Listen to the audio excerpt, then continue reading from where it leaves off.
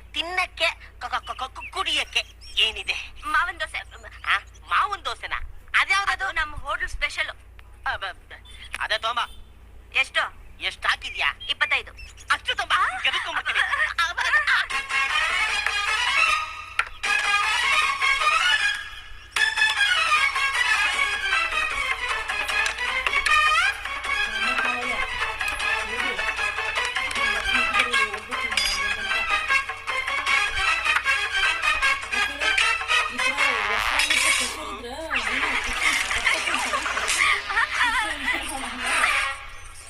ಇನ್ನೇನ್ ಬೇಕು?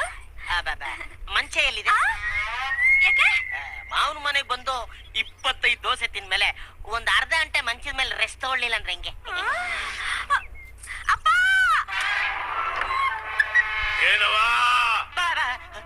ಈ ರೋಡ್ ರೋಲರ ಇವಳಪ್ಪ